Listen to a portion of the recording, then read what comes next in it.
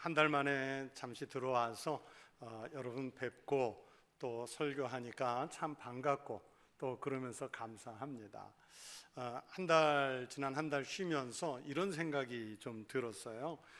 주부들이 이제 가족들을 놔두고 며칠 또는 뭐 몇 주 이렇게 여행을 가려고 하면 왜 곰국 끓인다고 하지 않습니까? 곰국 끓여야 되고 또 엄마 없는 동안, 아내 없는 동안 식구들 식사 잘 할 수 있도록 곰국도 끓이지만 다양한 밑반찬을 만들어서 플라스틱 통에 넣어서 또 냉장고에 잘 쟁여놓고 가시지 않습니까?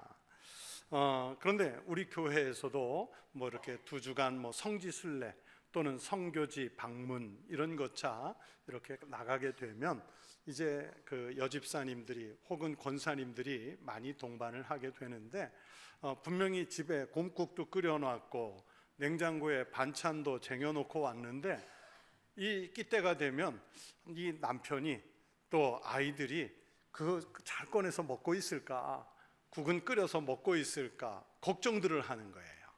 또 어떤 때는 좀 성격이 급한 분은 그래서 이제 남편에게 또는 자녀에게 전화를 하죠. 그 끓여놓은 거 잘 먹고 있냐, 냉장고에 놓은 거 잘 무슨 반찬 있는데 꺼내 먹고 있냐, 이러면서 확인을 하는 경우들을 참 많이 봅니다. 그러면 옆에서 이제 지켜볼 때는 아유 알아서 먹겠지, 안 먹으면 죽겠지 뭐 이런 마음이 들었는데 제가 한 달여 이렇게 비워 보니까 딱 그 마음이 드는 거예요. 주부의 마음이 드는 거예요. 그 성도 원로 목사님에게 설교 부탁도 해놨고 또 우리 부목사님들에게 목회도 잠시 맡기고 나왔지만 주일이 되면 오늘 잘 지나가고 있을까?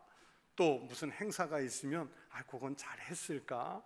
또 돌아가신 분이 또는 아프다는 분이 소식이 있으면 좀 괜찮나? 장례는 잘 치루었나?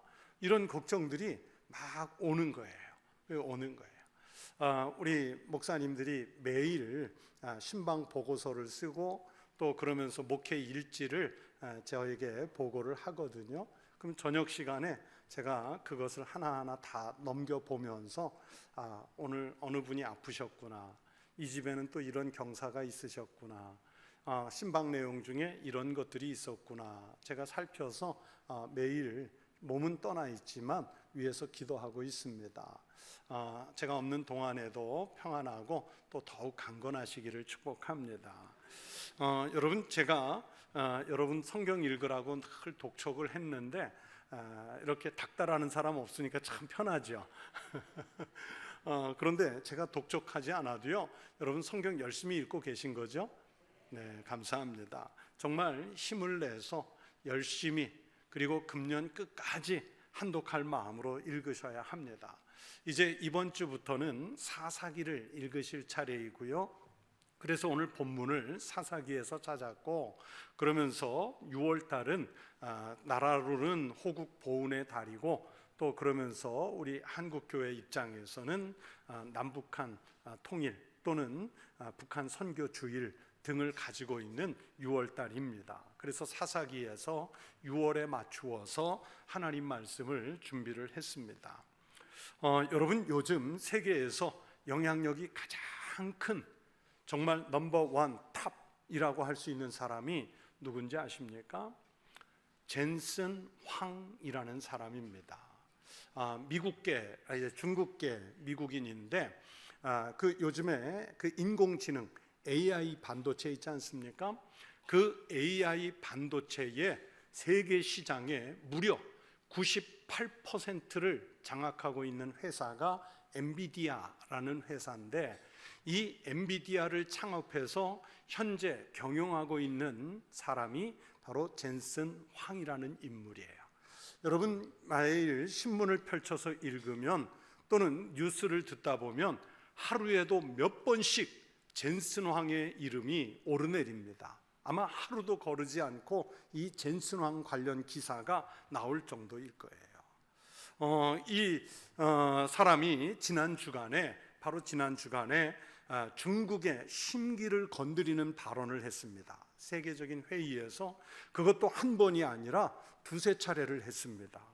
여러분 중국이 가장 가장 민감하게, 정치적으로 외교적으로 가장 민감하게 반응하는 게 하나의 중국이라는 원칙을 훼손하는 것인데, 이게 뭐냐면 중국과 대만, 대만과 중국을 하나로 보는 겁니다. 그게 하나의 중국이에요. 물론 대만 입장에서는 아니지만 중국은 그래요. 그런데 만약에 중국과 대만을 각각 다른 나라로 보면 중국이 발끈합니다. 정말 발끈해요. 외교부 대변인이 당장 나서서 그것에 대해 반박할 것이고, 또는 총리나 부총리 나서서, 또는 외교부장이 나서서 그것에 대해서 반박을 할 거예요. 만약에 이 하나의 중국이라는 원칙을 부정을 하면은, 즉 중국과 대만을, 대만과 중국을 떼어서 발언을 하면, 이거는 이 중국과 한판 붙자 싸움을 각오해야 할 정도입니다. 그런데 젠슨 황이라는 이 엔비디아의 경영자가 지난 주간에 대만과 중국을 각각 다른 나라라고 표현을 했습니다. 다른 나라나 정치인이 그렇게 했으면 당장 엄포를 왔을 텐데, 젠슨 황이 그 말을 한 번도 아니라 여러 차례 했는데 왜 중국이 반응하지 않았을까요? 심지어 중국 언론은 이 부분에 대해서 아예 보도를 하지 않든지, 아니면 매우 축소해서 작은 기사로만 취급을 했다는 걸 봤습니다. 왜 그랬을까요? 여러분, 이 젠슨 황이 가지고 있는 인공지능이라는 반도체 기술 때문입니다. 괜히 젠슨 황하고 부딪혔다가 이 인공지능 반도체 기술 사용이 막혀버리면 이제 중국의 산업이 막히는 거예요. 이 젠슨 황 발언 한마디에 세계 경제가 일어났다 죽었다 합니다. 젠슨 황이 한국의 삼성과 하이닉스와 어떤 관계를 맺느냐에 따라서 이 우리나라의 경제가, 주권이, 그 주가가 오르락내리락 합니다. 그만큼 여러분, 이 젠슨 황이 가지고 있는 힘이 어마어마합니다. 이 아나무인인 중국이 젠슨 황의 발언에 대해서 반응하지 못할 정도로 그 힘이 어마어마합니다. 아무리 중국이라고 해도요, 젠슨 황에 대해서는 대들지를 못한 거예요. 여러분, 힘으로 지탱되는 세계가 꼭 바람직한 것은 아니지만, 혼돈의 시대 속에서 살아남으려면 개인이든 회사든 국가든 힘이 있어야 한다는 것을 지난 주간에 이 엔비디아가 그렇게 보여줬습니다.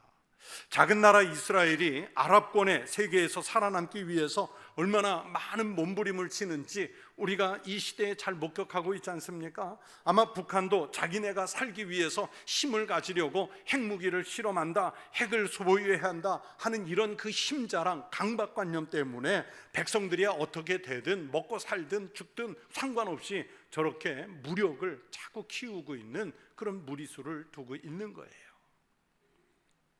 여러분, 우리는 무슨 힘을 갖고 있습니까? 특히 그리스도인으로서 무슨 힘을 갖고 있습니까? 호국 보훈의 달 또는 북한 선교의 달을 맞아서, 6월을 맞아서 우리 한국교회는 무슨 힘을 갖춰야 할까요?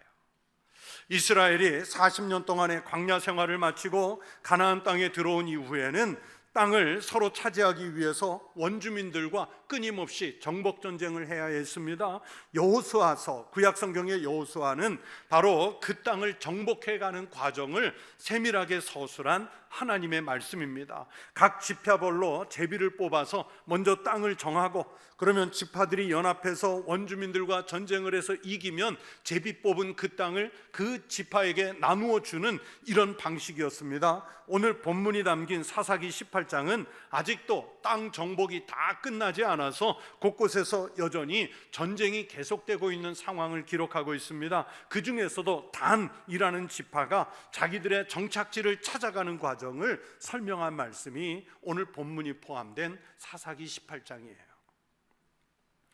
단지파는 가나안 땅 정착 초기에 하나님께서 약속해 주신 기업을 차지하지 못했고 아모리 족속에 의해서 쫓겨나게 됐습니다. 사사기 1장 34절에 의하면 아모리 족속이 단 자손을 산지로 몰아넣고 골짜기에 내려오기를 용납하지 아니하였으며 라고 기록했어요. 단지파는 그렇게 분배된 땅을 차지하는 데 실패했습니다. 그래서 적당한 정착지를 찾아서 이리저리 헤매게 됐습니다. 그러다가 오늘 본문 앞에 2절을 보면 소라라는 곳, 에슬디올이라는 지역에 일시 정착을 했는데, 이번에 여기에서는 블레셋이라고 하는 막강한 새로운 적을 만나게 돼서 완전히 정착하지 못하고 블레셋의 압제를 피해서 다시 소라와 에슬디올을 버리고 북쪽으로 더 올라가게 되는 거예요. 그렇게 북쪽으로 이동하는 중에 자기네 지파 중에 용감한 정탐꾼 5명을 선택해서 앞서 보내며 우리가 가야 할 땅이 어딘지 정탐을 하고 찾아보라고 했습니다. 이 정탐꾼들이 찾아다녀서 좋은 땅, 평안한 땅 하나를 발견했는데, 그게 바로 오늘 본문에 등장하는 라이스라는 땅인 거예요. 그 내용을, 그 땅이 어떤 땅인지, 그 땅의 백성들이 어떤지 보고하는 장면이 바로 오늘 본문으로 읽은 말씀입니다. 여러분, 이 5명의 정탐꾼들이 보고하는 라이스에 대한 내용이 이렇습니다. 7절을 보시면 거기 있는 백성을 본즉 염려 없이 거주하며 시돈 사람들이 사는 것처럼 평온하며 안전하니 했어요. 여러분, 라이스는 팔레스타인 땅의 최북단에 위치하고 있습니다. 이 지역은 헐몬산이 가로막고 있어서 아람으로부터는 차단되어 있고, 또 중간에 레바논이라는 완충 지역이 있어서 그 당시에 세계 최강국의 하나였던 페니키아라는 나라와도 단절이 되어 있었습니다. 이 지역은 외부에서 침투하기 어려운 천혜의 요새 같은 지역에 있습니다. 그리고 요단강에서 흘러 들어오는 물로 인해서 용수가 넉넉했고요. 그래서 남쪽의 유대 광야와는 전혀 다르게 농사를 짓기에도 매우 적합한 땅이에요. 몇 년 전에 우리 교회 성지순례를 갔을 때 저와 같이 간 우리 성도들에게 바로 그 단땅을 보여줬습니다. 너무나 좋은 환경에서 살다 보니까 이 지역 사람들이 다 성에 젖어서 외부의 침략에 대해서는요, 오늘 성경에 보니까 무방비 상태예요. 그래서 염려 없이 살고 있다고 말씀하죠. 그리고 시돈 사람들이 사는 것처럼 평온하며 안전하다 말씀했는데, 주석학자들은 이걸 뭐라고 하냐면 풍족한 가운데서 여유를 즐기며 사는 상태라고 해석을 해요. 그리고 비교가 된 시돈 사람들이 그 당시에 동서무역의 중개지로, 그리고 상하 제품을 제조하는 사업이 발달해서, 산업이 발달해서 매우 큰 무역 자본을 갖고 있는 그런 땅이 시돈이거든요. 그만큼 경제적으로 풍족했어요. 그러니까 라이스 사람들이 땅은 작고 사람은 얼마 안 되면서도 마치 큰 시돈 지역 사람들처럼 매우 여유롭게 살고 있었다는 뜻입니다. 그러면서도 시돈과는 거리가 멀어서 시돈 사람으로부터 공격당할 일도 없고, 또 외부의 사람들이 침략해 올 가능성이 적었다, 그렇게 보면 됩니다. 그리고 또 정탐꾼들이 본 것은 그 땅에는 부족한 것이 없으며 부를 누리며 시돈 사람들과 거리가 멀고 어떤 사람과도 상종하지 아니함이라 했습니다. 부족한 것이 없고 어떤 사람과도 상종하지 않는다 하는 말을 학자들은 통제하는 사람이 없고 다스리는 왕이 없다, 이렇게 해석을 한 거예요. 여러분, 고대 왕정 시대에 왕이 없다는 것은 독재자가 없다, 갈취하는 사람이 없다는 뜻이죠. 왕이 있고 권력을 잡은 시스템이 있으면 그 권력을 유지하기 위해서 많은 세금을 징수해야 되고 군사적인 필요를 위해서 또 징용을 가고 했을 것입니다. 우리도 나라에 세금을 내야 살고 있지 않습니까? 오늘날도 한 국가나 공동체가 유지되려면 그 규모에 걸맞는 비용이 필요합니다. 사람이 필요합니다. 그래서 사실은 조직을 유지한다는 게 매우 어렵습니다. 그러나 라이스에는 지금 그런 국가 조직이 없는 거예요. 좋게 보면 이상 국가를 꿈꾸는 그런 형태였습니다. 이렇게 좋은 땅을 정탐하고 돌아온 단지파 5명의 정탐꾼들이 자기들이 지파로 돌아와서 보고를 하지요. 9절에 보시면 이르되 일어나 그들을 치러 올라가자. 우리가 그 땅을 본즉 매우 좋더라. 너희는 가만히 있느냐? 나아가서 그 땅 얻기를 게을리 하지 말라. 당장에 치러 올라가자는 거예요. 그리고 승리를 장담하는 말도 합니다. 10절에 너희가 가면 평화로운 백성을 만날 것이요 그 땅은 넓고 그곳에는 세상에 있는 것이 하나도 부족함이 없느니라. 하나님이 그 땅을 너희 손에 넘겨주셨는지라 하는지라. 사람들에게 승리의 확신을, 희망을 심어주는 거예요. 본문 이후에 나오는 결과들을 말씀드리면, 여러분 11절 말씀해 보면 단지파가 이 라이스를 공격하는데 군사 몇 명을 사용했을까요? 군사 몇 명을 사용했을까요? 6천 명? 6만 명? 60만 명? 아니요, 달랑 600명의 군사만 동원했습니다. 군사 600명을 동원해서 라이스 땅을 정복하고 그곳의 이름을 단으로 부르기 시작했다고 18장 29절이 말씀해요. 단지파는 원래 목표했던 라이스 땅을 그렇게 쉽게 정복했습니다. 사사기 18장 27절에 보면 걱정이 없어요. 염려가 없어요. 한가하게 거닐고 있는 사람들이 돼버렸어요. 그 나라니까 쉽게 정복당했죠. 또 28절에 보시면 단지파 공격에 라이스 사람들이 속수무책으로 당합니다. 그들을 구원할 자가 없다고 했습니다. 자기들이 스스로 지킬 힘도 없고 외부와 좋은 관계를 맺어서 도와줄 나라도 없었습니다. 자기들끼리 살기는 좋았지만 힘도 없이 단절된 나라는 이렇게 속절없이 무너지고 만다는 것을 이 나라가 보여주는 거예요.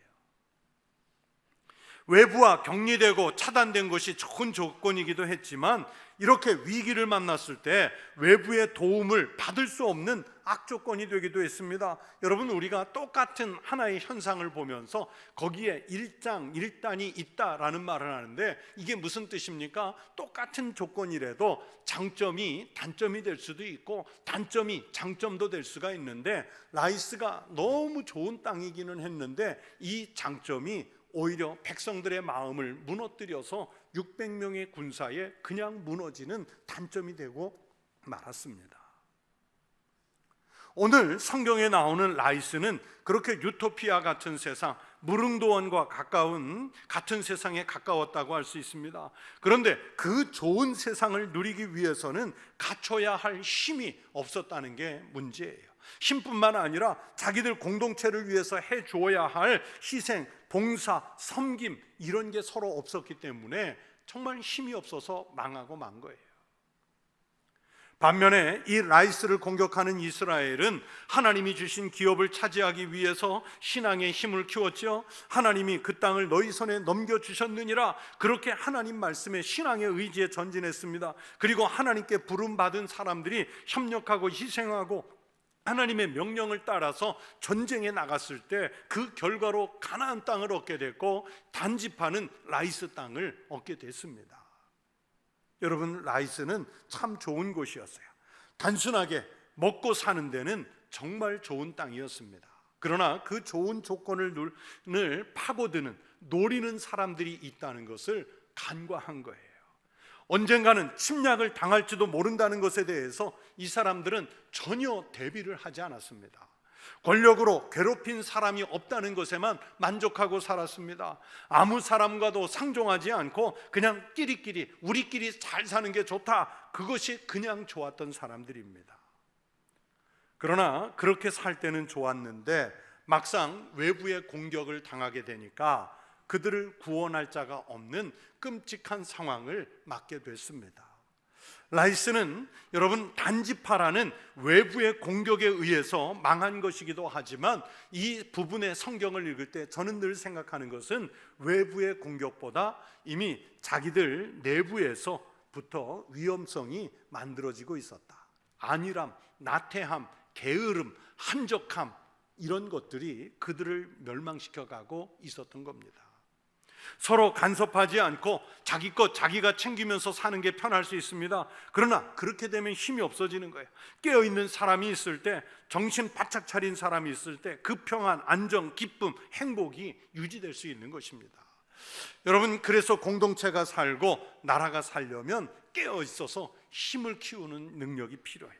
경제적인 힘, 군사적인 힘, 외교적인 힘, 문화적인 힘 다 키워야죠. 무엇보다도 우리 신앙인의 입장에서는 하나님을 의지하는 믿음의 힘을 키워야 하고 그 믿음의 힘을 적절하게 영적인 능력으로 사용할 수 있어야 하는 것입니다. 여러분, 지난 두어 주 전에 북한이 도발적으로 점잖게 얘기하면 오물풍선, 그냥 보도대로 적나라하게 얘기하면 쓰레기, 쓰레기를 우리 대한민국 땅에 곳곳에 투하했지 않습니까? 전쟁과 갈등 속에서 참 다양한 방식의 싸움이 있을 수 있겠지만 하다 못해 그 쓰레기를 투하하는 방법까지 동원한 저 북한을 우리가 같은 동포로서 어떻게 이해해야 되는지 모르겠어요. 여러분, 쓰레기 투하하는 걸 이해할 수 있으세요? 어제 신문에 뉴스에 보니까 오늘 내일 또 투하할지 모른다니까 조심하십시오.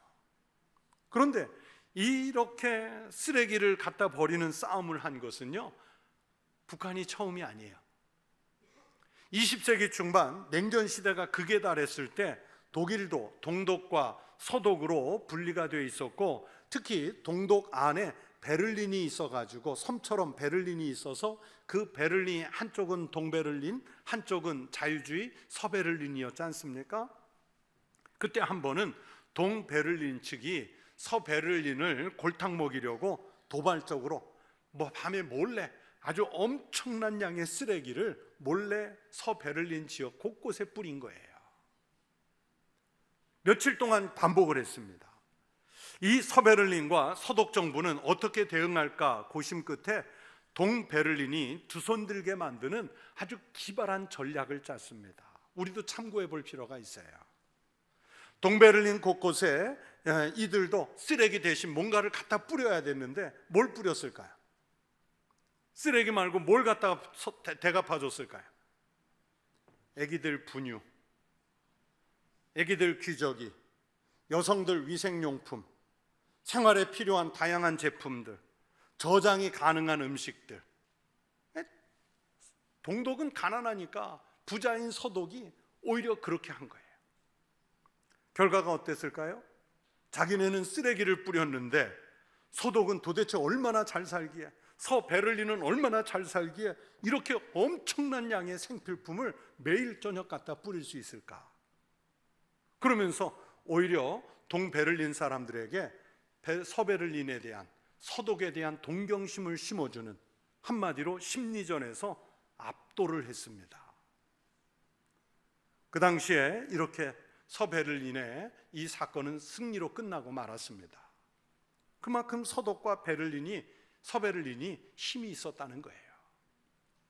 여러분, 북한이 오물을 투하하면 우리도 쓰레기 날려보낼까요? 아닙니다. 우리는 힘이 있으니까 사랑을 투하하는 겁니다. 문화를 전해주는 거예요. 우리의 실상을 저들에게 알리는 거예요. 사람은 자기들이 가진 것 나눈다고 하는데 동독도 그랬지만 북한이 쓰레기를 나눈다? 그들의 정신이 쓰레기라는 거예요. 그러나 우리는 온전히 깨어서 사랑을 나누는 겁니다. 특히 그리스도인들과 한국교회가 앞장서서 저들에게 신앙을 나누고 사랑을 나누고 은혜를 나누고 그 갈급해하는 것들을 나눠주는 거예요. 그러면 우리가 당연히 이길 줄로 믿습니다. 저는 요즘 우리나라 대한민국 국민으로 산다는 게 엄청난 축복이라고 자주 생각합니다. 정치인들만 보면 하나도 축복 같지 않은데, 하지만 우리의 현실을 보면 축복이에요. 세계 경제 순위가 언제나 12위 자리에서 언저리에 있고, 무역량이 세계 10위 안에 있고, 어느 나라와 견주어도 국력이 떨어지지 않는 이런 나라의 국민이 되었다는 게 자랑스럽지 않습니까? 저희들 어렸을 때 60년대 70년대 얼마나 어려운 나라였습니까? 그런데 그것을 극복해내고 오늘의 이런 부강한 나라, 선진국 반열에 오른 나라를 이루었다는 거 생각하면 자랑스럽잖아요. 또 한국교회 목사라는 것, 한국교회 그리스도인이라는 것도 자랑스러워요. 세계에서 가장 크게 부흥한 교회, 선교사가 세계에서 두 번째로 많은 나라의 그리스도인 한국교회 목회자라는 게 축복입니다. 그만큼 우리가 신앙적으로도 힘을 가졌다는 뜻이에요. 그런데 이런 축복이 그냥 온 것은 아니지요. 나라를 위해서 희생하셨던 선조들, 선배님들이 계셨기 때문입니다. 교회를 위해서 순교적인 삶을 살았던 믿음의 선배님들이 계셨기 때문에 오늘 우리가 이런 힘을 갖게 됐습니다. 그 희생의 값이에요. 그렇다면 우리도 은혜의 힘을 써야 하고 또 희생할 것을 해야 우리가 바른 힘을 키울 수 있고 또 그것을 사용할 수 있게 됩니다. 우리의 믿음의 선배들은 예수님이 그렇게 사셨기 때문에 우리 그리스도인도 그렇게 살아야 한다는 믿음을 가지고 살았습니다. 그것이 교회를 지켜왔고 나라를 지켜왔고 세상을 지키는 힘의 원동력이 됐습니다. 제1차 세계대전, 또 일본군의 미국 진주만 공습으로 시작된 제2차 세계대전, 우리나라 6.25 전쟁 등을 보면요, 하나같이 설마 전쟁이 일어날까? 그러면서 태평하게 세월을 보내고 있던 사람들이 그 시대에 기습을 당하면서 전쟁이 시작된 거예요. 오늘 성경 말씀 속에 라이스가 염려 없이 풍족하게 한가하게 그렇게 살고 있다가 단지파에게 당하지 않습니까? 평화로움을 그 시기하고 질투하면서 그 평화를 깨트리려고 하는 세력은 항상 있다는 것을 알아야 합니다. 특별히 그리스도인은 그 의미를 누구보다도 잘 아는 사람들입니다. 예수님은 우리를 구원하시고 우리에게 삶의 평화와 평안을 주시고 영원한 안식을 주시기 위해서 하늘 아버지 하나님의 힘을 가지고 계심에도 불구하고 십자가에 달리셨지 않습니까? 그래서 진짜 힘 있으신 거예요. 진짜 능력이 있으신 거예요. 그리스도인은 그리스도를 닮은 삶을 사는 사람들입니다. 여러분, 그리스도를 닮은 삶을 산다는 것은 고통스럽습니다. 예수님도 표현하시기를 주님을 따르는 건 자기 십자가를 지니라고 했습니다. 이 길로 따라 나섰다가 포기한 사람들이 있습니다. 너도 가서 그와 같이 하라, 이 말씀이 부담스러워서 주님을 떠난 사람들이 있습니다. 너의 것을 팔아 가난한 자들에게 주고 나를 따르라 하는 이 말씀을 듣고 예수님 따르는데 자기 것 포기하지 못해서 포기한 사람들도 있습니다. 내 십자가를 지고 나를 따르라, 이 말씀 감당할 수 없어서 주님 곁을 떠나간 사람들이 있습니다. 누굽니까? 영적인 힘이 없는 사람들이에요. 정말 영적인 힘이 있는 사람들은 십자가를 질지라도 자기 것을 팔아 가난한 자들에게 줄지라도 주님을 따르는 거예요. 여러분, 살면서 보십시오. 신앙으로 얻은 믿음의 힘이 있으면 자기 십자가를 지고 주님을 따르고 신앙생활을 한다 하면서도 신앙적인 힘이 없으면 여러분 주님의 말씀대로 살지를 못하는 거예요. 성도 여러분, 우리는 그리스도인이라는 이름도 가졌고 청북교회 교인이라는 이름도 가졌는데 삶의 자리에서는 그리스도인으로서 신앙적인 힘을 발휘하지 못하면 언제 공격을 받아서 흔들릴지 모릅니다. 여러분, 우리 교회의 뒤를 한 번쯤 돌아보시기 바랍니다. 오늘날 우리는 마치 라이스와 같은 너무 안전하고 격리된 곳에서 그냥 일주일에 한 번 교회에 나오는 것으로 만족한 신앙은 아닌지요? 여러분, 그러면 힘없어요. 나라의 어떤 특정한 지도자들이 또는 목사님이나 장로님들이 그분들이 알아서 나라를 위해서 기도해 줄 것이고 국민으로서의 애국자적인 삶을 살아줄 것이라? 아닙니다. 우리는 그리스도인으로서 한 사람 한 사람이 내 삶의 자리에서, 내 가정 안에서, 내 일터 속에서, 내 사회 속에서 자기의 일을 시민으로서 신앙 고백적으로 잘 감당하면서 사셔야 합니다. 그러면 내 개인의 힘이 되고, 그게 가정의 힘이 되고, 그게 교회의 힘이 되고, 나아가서는 크게 나라의 힘이 될 줄로 믿습니다. 그러면 어떤 외부가 우리에게 공격해 온다 할지라도 우리는 능히 이길 수 있는 믿음의 힘을 갖추게 되는 줄로 믿습니다. 나라를 위해서 기도하시고 교회를 위해서 살아가시고 가정도 하나님 뜻 가운데 지켜가시는, 그리고 여러분의 일터 속에서 그리스도인다운 힘을 발산하며 살아가는 그런 힘을 갖춘 성도들이 되시기를 축원합니다. 기도하겠습니다. 하나님 아버지, 감사합니다. 우리같이 정말 미약하고 아무 쓸모도 없을 것 같은 이들에게 우리 주님 예수 그리스도를 따르게 하시고 자기 십자가를 지게 하셨으니 하나님 아버지, 우리가 그 신앙의 힘을 가지고 나라를 위해서 기도하게 하시고 또 애국에 하는 시민으로서 살게 하시고 교회를 위해서 기도하게 하시고 또 가정과 일터를 위해서도 믿음으로 그곳을 선도해 가는 성숙한 그리스도인의 삶을 살아가게 하여 주시옵소서. 깨어있는 우리 한국교회로 인해 나라가 살고 시대가 살고 백성이 살게 하여 주시옵소서. 예수님 이름으로 기도하옵나이다. 아멘.